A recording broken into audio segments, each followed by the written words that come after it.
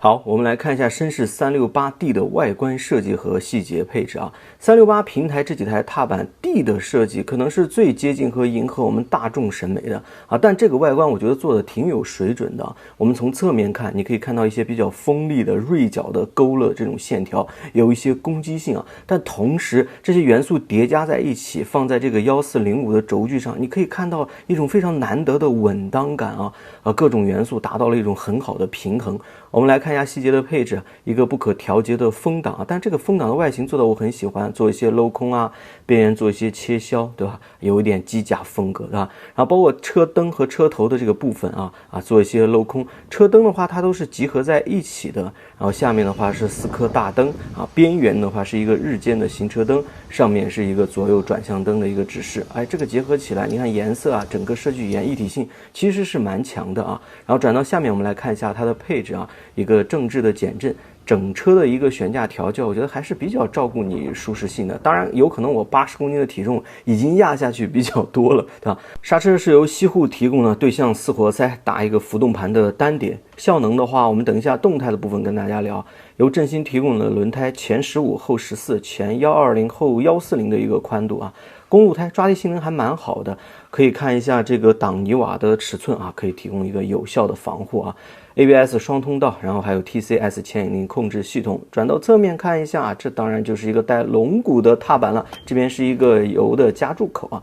脚踏位置我觉得还蛮宽的，我踩上给大家做一个参照，可以不用装护杠啊，就可以实现一个比较舒适的踩踏了，对吧？整个车身侧面漆水呀、板花啊，这个板花它都是可以抠下来的，方便你日后 DIY。我觉得这个可以后期做一些机甲上面的一些考虑，对吧？我们看一下它的做工啊，你包括这些缝隙啊、装配的工艺，我觉得绅士还是一如既往的比较优秀的一个表达。然后你包括整个漆水啊，这个颜色调的我觉得挺漂亮的，而且漆水其实挺厚实的，对吧？有一些镜面的那种效果啊，我觉得跟这个车整个外形挺搭配的啊。好，我们来看一下座椅的部分啊，整个摩擦的感觉还是比较好的，你骑行过程当中它不会出现来回摆动这种感觉啊，对于小化石熊啊这些照顾都是比较好的。这里类似一个小小的靠背啊，然后副驾驶的位置啊，带人整个面积也是比较宽大的，海绵的填充我觉得也没什么太大的问题，包括这个扶手啊，面积也比较大，握持感也蛮好的。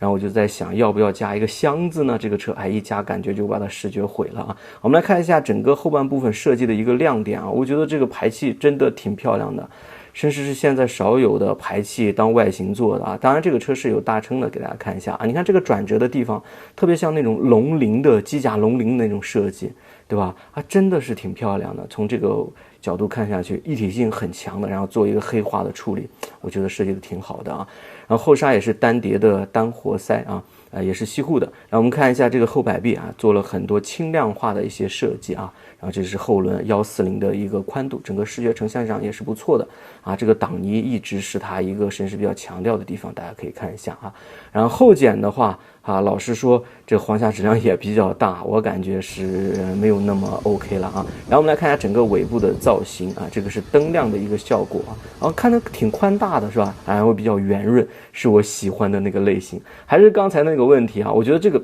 不要装3箱了不要装箱子了，不然的话就有点影响了。我们转到下面来看一下它的核心动力单元这个是38.7匹，然后在6000转的时候就可以爆发40的扭矩老实说这个加速体感还是非常强的。等一下我们开起来聊绅士 368D 整个外形设计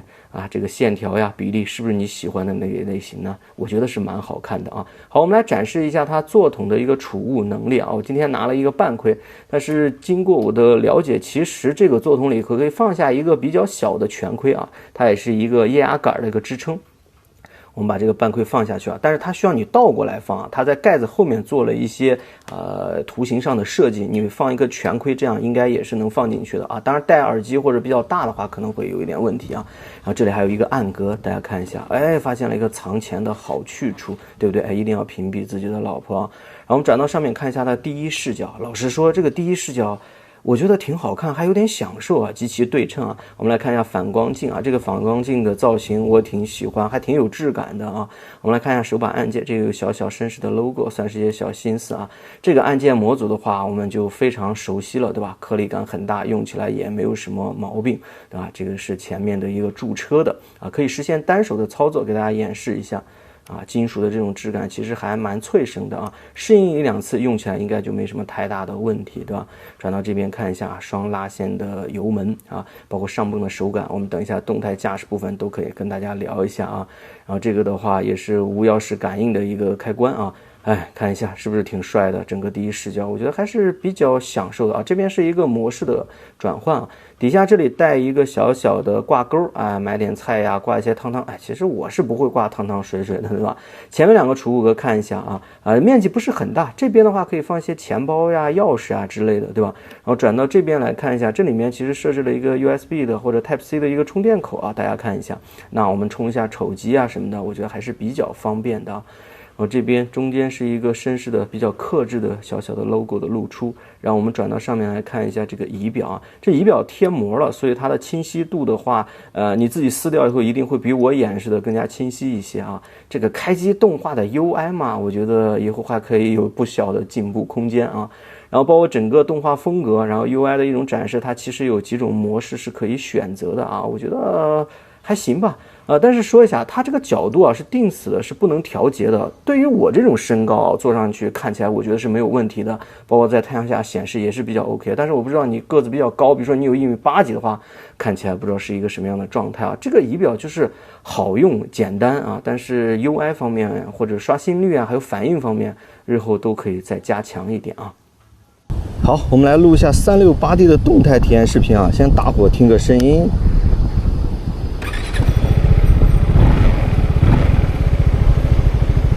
现在是 Eco 模式啊，怠速下震动感觉还可以啊，看一下反光镜震动，比较轻微的这种感觉啊。好，我们开起来聊啊。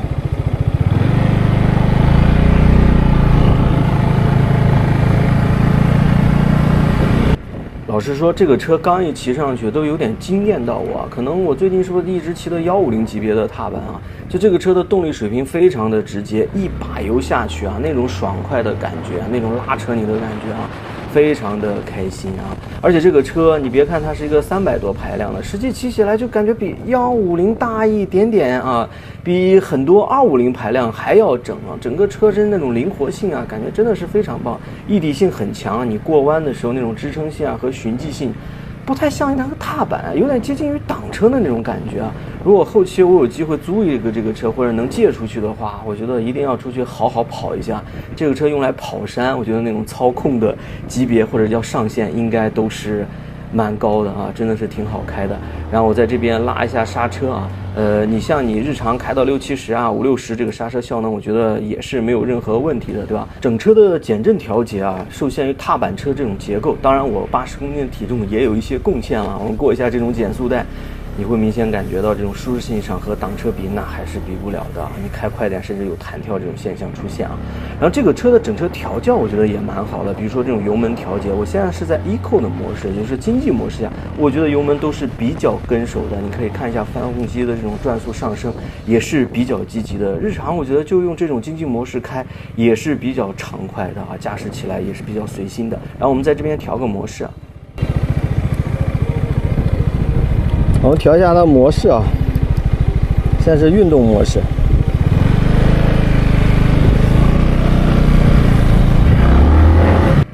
还有这个运动模式下，我们在这个封闭道路给一把油，哎呀，好畅快呀，是吧？啊，如果这个能再长一点，瞬间就可以破100了。这种体感、拉扯感还是很强的。这个车是配 TC 的，我觉得这个车是有必要配 TC 的啊。这个油门焊死的话，应该可以实现动力翘头啊。